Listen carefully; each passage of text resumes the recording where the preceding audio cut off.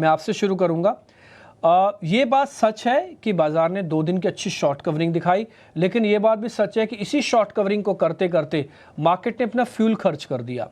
अब सीरीज सामने खड़ी है, तो पहले तो रोल ओवर से निपटो, फिर 24,400 से निपटो, फिर 52,800 से निपटो, फिर नए लेवल्स आएंगे। अब आएंगे, ये तो हर्डल खुद मार्केट ने क्रिएट किए हैं। तो अब जरा बताइए सर, क्या करना है? Afternoon everyone. सो देखिए, मार्केट इतने पिछले 5-7 हफ्तों में एक करेक्शन के दौर से गुजर रहा था और अब रिकवरी का ट्रेंड यहाँ पे बनते हुए दिखा है और हम अब सीरीज के आखिरी पड़ाव पे पहुंचते हुए दिख रहे हैं। तो थोड़ा इंडेक्स यहाँ पे जरूर एक कंसोलिडेशन करते हुए दिख रहा है, लेकिन ब्रॉडर मार्केट को अगर हम देखेंगे तो वहां पे एक वापस बाइंग इंटरेस्ट तो बनते हुए दिखा है। तो जो एक बायर्स में या हम बोले इन्वेस्टर में एक जो डर का माहौल था, वो तो थोड़ा यहाँ पे ईज आउट होते हुए दिखा है, कॉन्फिडेंस वापस लौटते हुए दिखा है। जैसे ही निफ्टी ने वापस 200 डे मूविंग एवरेज को रिगेन किया है और 20 डे मूविंग एवरेज को भी सस्टेन करते हुए दिख रहा है, तो हमें लगता है कि यहाँ निफ्टी में वापस एक कॉन्फिडेंस लौटा है और ब्रॉडर मार्केट में बाइंग एक्शन यहाँ पे लौटी है। काफी स्टॉक्स में शॉर्ट कवरिंग बनते हुए दिखी है। हमें लगता है कि हो सकता है इंडेक्स थोड़ा कंसोलिडेट करे टुवर्ड्स एक्सपायरी। 24,400 जैसा आपने बताया, बिल्कुल वो एक मेजर सप्लाई जोन है, वो क्रॉस होना काफी इंपॉर्टेंट रहेगा इस रिकवरी में। अगर वो क्रॉस करने में कामयाब होता है आइदर बिफोर एक्सपायरी या पोस्ट एक्सपायरी, तो हमें लगता है कि ये मोमेंटम एक्सटेंड होते हुए दिख सकता है। स्ट्रक्चर काफी कुछ शॉर्ट यहाँ पे हल्के होते हुए दिखे।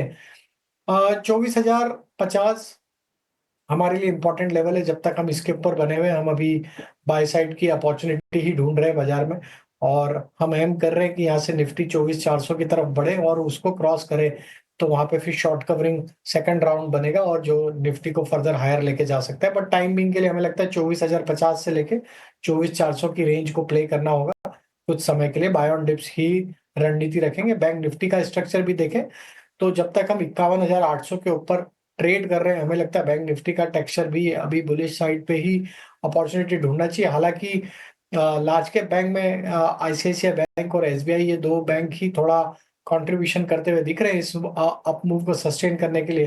बाकी कुछ प्राइवेट स्मॉल बैंक्स में जरूर बाइंग एक्शन है।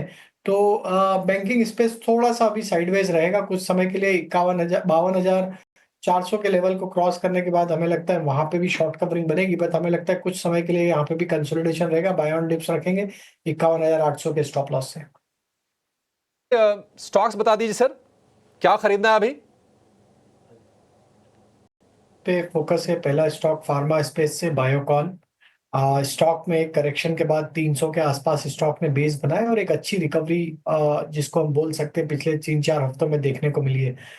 स्टॉक में जिस तरीके के फॉर्मेशन बने, हमें लगता है ये स्टॉक टुवर्ड्स एक्सपायरी ये मोमेंटम को एक्सटेंड करते हुए दिखेगा। जिस तरीके से stock daily weekly time frame पे स्ट्रेंथ होल्ड आउट कर रहा है, हम यहाँ प्रोजेक्ट कर रहे हैं इसके टारगेट करीब 365 तक के ट्रेडिंग पॉइंट ऑफ व्यू से। बट हमें लगता है ये फॉर्मेशन जो बने हैं इसमें, ये स्टॉक को 380 की तरफ भी पोजिशनली लेके जा सकते हैं। बट अभी ट्रेडिंग पॉइंट ऑफ व्यू से 365 के टारगेट के लिए बाय किया जा सकता है।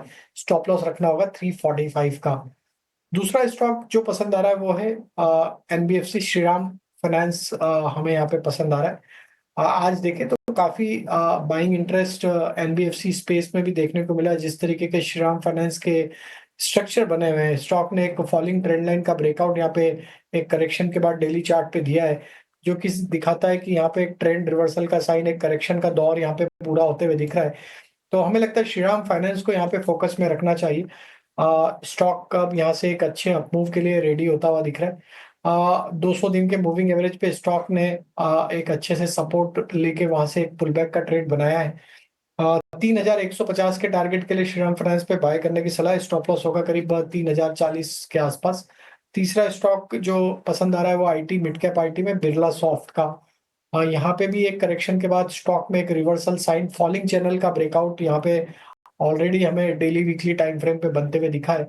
हमें लगता है स्टॉक में अब जिस तरीके की स्ट्रेंथ लौटी है near term short term chart पे, यहाँ पे ये स्टॉक पोजिशनली तो हमें पसंद आ ही रहा है। ट्रेडिंग पॉइंट ऑफ व्यू से 620 के टारगेट रखे जा सकते हैं।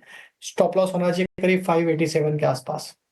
प्रोबेबिलिटी कितनी हाई है कि हम 24,400 को ब्रेक कर देंगे और उसके बाद 24,800 जाएंगे? इसके चांसेस कितने हैं? डिम्पी जी, जिस तरीके की ब्रेड्थ बनी है पिछले 2-3 सेशन में, हमें लगता है 65% चांसेस है कि हम 24,400 के लेवल को एक बार ब्रीच करते हुए दिख सकते हैं। अब ये देखना है कि एक्सपायरी के पहले होता है या एक्सपायरी के बाद। मुझे लगता है कि अगर ये एक्सपायरी के बाद होगा तो ये दिसंबर सीरीज में हमें लगता है फर्स्ट हाफ में हम 24,800 की तरफ फिर बढ़ते हुए भी दिख सकते हैं। तो हो सकता है अगले 2-3 दिन हम एक कंसोलिडेशन में रहे, देन 24,400 का ब्रेकआउट होते हुए दिखे। 215 रुपए के आसपास का भाव हो गया है और हमने ठीक ठाक चलते हुए देखा है पिछले एक महीने में। अभी और चलेगा क्या शेयर या फिर प्रॉफिट टेकिंग कर लें इसमें? देखिए अभिषेक जी, स्टॉक का स्ट्रक्चर तो काफी बुलिश है और स्टॉक अपने ऑल टाइम हाई ट्रेजेक्टरी पे ट्रेड कर रहा है। स्टॉक में series of high top higher bottom formation, I think जिनके पास पोजीशन है बने रहना चाहिए। अभी भी स्ट्रक्चर तो बुलिश ही लग रहा है। हमें लगता है ये स्टॉक अगर 200 रुपए के ऊपर अब सस्टेन रहता है वीकली बेसिस पे, तो इसके नेक्स्ट टारगेट 240 250 की तरफ भी पोजिशनली आते हुए दिख सकते हैं। तो पोजीशन होल्ड रखने की सलाह है। स्टॉप लॉस रखेंगे अब 205 रुपए के आसपास कैरी की जा सकती है। समझ लेते हैं आज मार्केट के अंदर जहां पे मोमेंटो बन रहा है। राजेश सर जरा आप ही चेक कीजिएगा, इन्फोसिस क्या है, रोल ओवर कर लेना चाहिए इन्फोसिस?